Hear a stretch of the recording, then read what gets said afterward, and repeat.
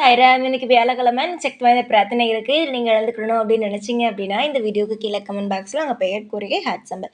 Heart symbol ஏன் கேட்குறேன்னா, நீங்க இந்த பிரார்த்தனையில கலந்துக்கிறீங்க அப்படின்னு எனக்கு தெரியணுங்கிறதுக்காக, உங்க பெயரும் ஹார்ட் சிம்பலும் இருக்கிறவங்க பெயர் எடுத்து ஒரு பேப்பர்ல எழுதி சாயப்பா காலில் வந்து குலுக்கி போடுவோம். சாயப்பா வந்து 3 பேர்த்தோட சீட்டு எடுப்பாங்க. அந்த 3 பேத்துக்காக சக்தி வாய்ந்த பிரார்த்தனை வந்து பண்ணிப்போம். உங்களுக்கு இதில் நம்பிக்கை இருந்துச்சுன்னா நீங்கள் வந்து கலந்துக்கோங்க. யார் பேர் வந்துச்சு, எப்படி பிரார்த்தனை பண்ணுறோம் எல்லாம் தெரியணும் அப்படின்னா, வெள்ளிக்கிழமை காலையில் போகிற ஷார்ட்ஸில் யார் அந்த 3 பேர் வந்துச்சு, எப்படி பிரார்த்தனை பண்ணுறோம் அப்படிங்கிறத தெரிஞ்சுக்கலாம். நம்பிக்கையுடன் வந்து பிரார்த்தனையில் வந்து கலந்துக்கோங்க. நிச்சயமாக நல்லது நடக்கும். பேர் போடுறவங்க நிச்சயமாக வந்து ஷார்ட்ஸை வந்து செக் பண்ணி பாருங்கள். நிச்சயமாக அதில் உங்கள் பேர் வந்திருக்கும். கவலைப்படாதீங்க, சாயப்பா இருக்காங்க. நம்பிக்கையுடன் இந்த பிரார்த்தனையில் கலந்துக்கோங்க. சாய்ராம். என் அன்பு செல்லமே, என்னுடைய அழகான தங்கமே, இன்று வியாழன் விடியல். உன்னை காணவே நான் ஷீரடியிலிருந்து நேராக எங்குமே செல்லவில்லை. என் கண் பார்வை உன்னுடைய வீட்டை மட்டுமே நோக்கியது. என்னுடைய கால்கள் உன்னுடைய வீட்டை மட்டுமே நோக்கியது. எங்குமே நான் பார்க்காமல் நேரடியாக உன்னுடைய வீட்டை தேடி நான் ஓடி வந்திருக்கிறேன். காரணம் என்ன தெரியுமா? மனம் நிறைந்து சொல்கிறேன். காரணத்தை சந்தோஷமாகவே சொல்கிறேன். மிகப்பெரிய விஷயத்தை உன் வீட்டில் நான் செய்ய போகிறேன். அதுவும் மிகப்பெரிய நல்ல காரியம்தான். வாழ்க்கையில் நீ சொல்லப்போனால் தேடிக்கொண்டு இருக்கும் நல்ல காரியம்தான். எத்தனை நாட்களோ நீ என்னை தேடி தேடி அலைந்தாய். ஆனால் பத்தியா தங்கமே, நானே உன்னுடைய வாழ்க்கையை தேடி வந்துவிட்டேன். எத்தனை பேருக்கு இந்த மாதிரியான வாய்ப்புகள் எல்லாம் கிடைக்கிறது. எப்பொழுதும் என்னை ஏதாவது ஒரு விஷயத்தை சொல்லிக்கொண்டே இருப்பாய். நான் இவ்வளவு வணங்குகிறேன். ஆனால் பத்தியா, சாய் இன்னும் என் பக்கம் கூட திரும்பி பார்க்கவில்லை.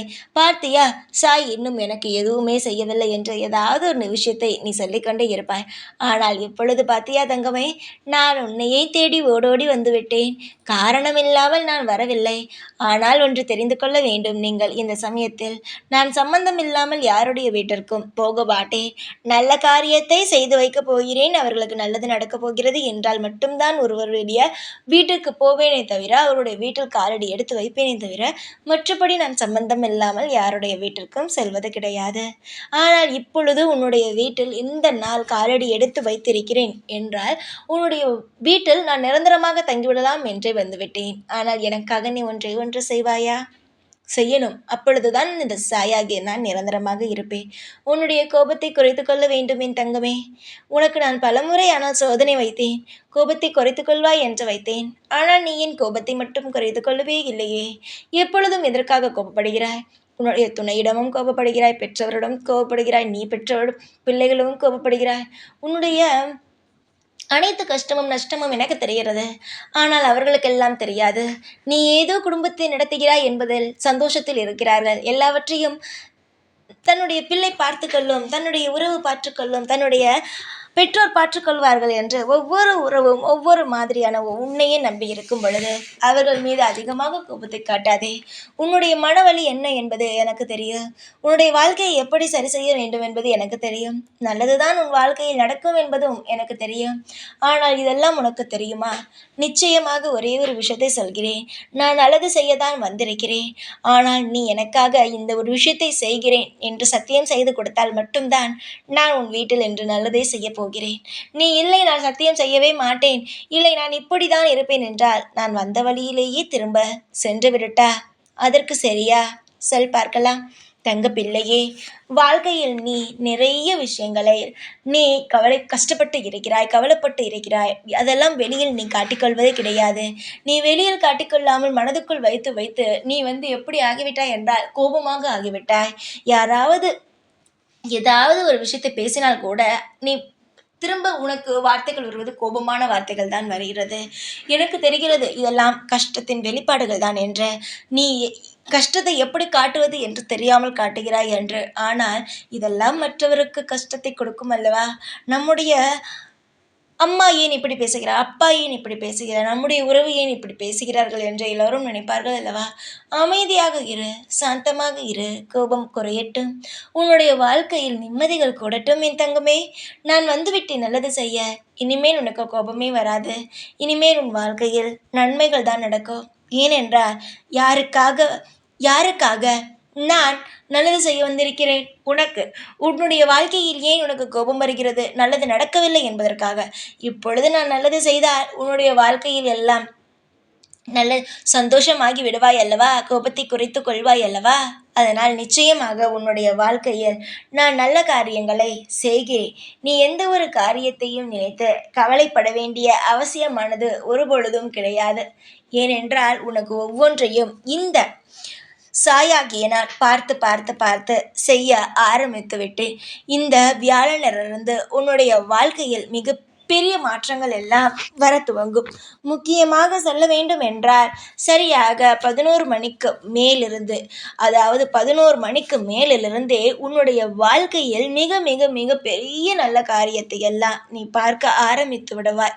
பொன்னான என்னுடைய பிள்ளைக்கு பொன்னும் பொருளும் ஐஸ்வர்யங்களையும் நான் தருவதற்காகவே வந்துவிட்டேன். உன்னுடைய வாழ்க்கையில் நிச்சயமாக நல்லது நடக்க ஆரம்பிக்கும் நேரம் வந்துவிட்டது.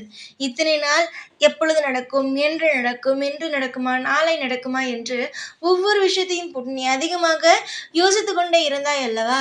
இதற்கு மேல் அது போன்ற விஷயங்களை எல்லாம் நீ யோசிக்க வேண்டாம். நிச்சயமாக உன் வாழ்க்கையில் எல்லாம் மாறக்கூடிய நிலைமை வந்துவிட்டது. நீ யோசித்து யோசித்து யோசித்து ஒரு விஷயத்தை செய்கிறாய், அது உனக்கு தவறாகி விட்டது என்றால் வாழ்க்கையில் நடக்கும் எந்த ஒரு விஷயத்தையும் நினைத்து கவலைப்பட வேண்டாம். இந்த யாழனோடு நிச்சயமாக உன் வாழ்க்கையில் எல்லாம் நல்லதுதான் நடக்கும். எந்த நம்பிக்கையில் என்னை நீ வணங்க ஆரம்பித்தாய் அதை முதலில் யோசித்து பார். சாய் இருக்கிறார், நிச்சயமாக காப்பாற்றுவார் என்ற ஒரே ஒரு நம்பிக்கையில்தான் நீ என்னை வணங்க ஆரம்பித்தாய். அந்த நம்பிக்கையையும் அந்த விஷயத்தையும் ஒரு நாளும் நான் வீணாக்க மாட்டேன். எல்லா இடத்திலும் உனக்கு பாதுகாப்பு கொடுப்பேன். எல்லா இடத்திலும் உனக்கு நன்மைகளை ஏற்படுத்தி தருவேன். நிச்சயமாக உனக்கு சத்தியம்தான் செய்து தர வேண்டும். இதற்கு மேல் தங்க பிள்ளையே, வாழ்க்கை முழுவதும் நிச்சயமாக பல விஷயங்கள் உனக்கு சுவாரஸ்யமாக நடக்கும். இப்பொழுது எப்படி உன்னுடைய மனதில் பல குழப்பங்கள் இருக்கிறதோ அதை அப்படியே மாற்றி போட்டால் எப்படி இருக்கும்? எல்லாமே சந்தோஷமாக நடக்கும் தானே. அதே போல சந்தோஷங்கள் உனக்கு கிடைத்திட இந்த சாயின் ஆசீர்வாதங்களும் கருணை பார்வையும் எப்பொழுதும் உனக்கு இருக்கட்டும். தங்க பிள்ளைக்கு இந்த சாயாகிய நான் இன்றைய வியாழக்கிழமை நிச்சயமாக ஆசீர்வாதம் செய்வேன். என்னுடைய பிள்ளைக்கு பிடித்தமான ஏக்கங்களோடு இருந்த சில விஷயங்களை நான் நடத்தியும் தருவேன்.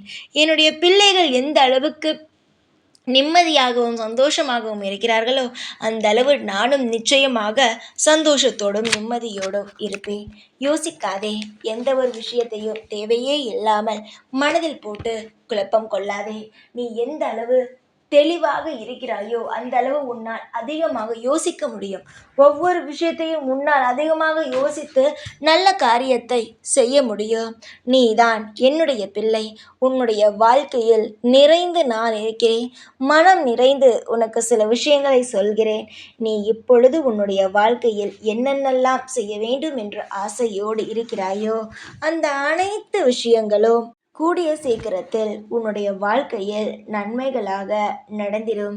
பேரின்பங்கள் உன் வாழ்க்கையில் கிடைத்திடும். சந்தோஷமும் சகல ஐஸ்வர்யங்களும் உன்னுடைய வாழ்க்கையில் கிடைத்திட இந்த சாயின் ஆசீர்வாதங்கள் எப்பொழுதும் நிச்சயமாக உனக்கு இருக்கும். கவலை வேண்டாம் அம்மா. எப்பொழுதும் வெளியில் சிரித்து கொண்டு உள்ளுக்குள் அழுது கொண்டு இருக்கிறாயே, அதுபோல் உன் வாழ்க்கை இருந்துவிடும் என்று நினைக்கிறாயா? கிடையவே கிடையாது. இனிமேல் வெளியும் சிரிப்பாய், உன் மனதுக்குள்ளும் சிரிப்பாய். அந்த அளவுக்கான சில மாற்றங்கள் உன் வாழ்க்கையில் காணப்படும். நீயே பார்த்து வியக்கும் வகையில் உன்னுடைய வாழ்வில் பேரின்பங்களும் சந்தோஷங்களையும் கூடிய சீக்கிரமாக அனுபவிப்பாய். நல்லதே நடக்கட்டும். வாழ்க்கை முழுவதும் உனக்கான சந்தோஷங்களும் யோகங்களும் உன்னிடம் வந்து சேரட்டும். என்னிடம் இருந்து வரும் ஒவ்வொரு வார்த்தைகளும் உனக்கு இன்பத்தை மட்டும் இப்பொழுது மட்டும் இந்த இன்பத்தை தராது, வாழ்நாள் முழுவதும் இந்த இன்பத்தையே தரும். சந்தோஷமாக இருங்க.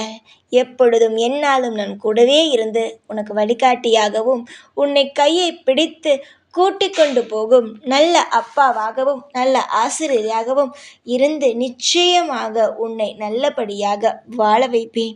எப்பொழுதும் உன் கூடவே தான் இருப்பேன். இந்த சாய்நாத். ஓம் சாய்ராம்.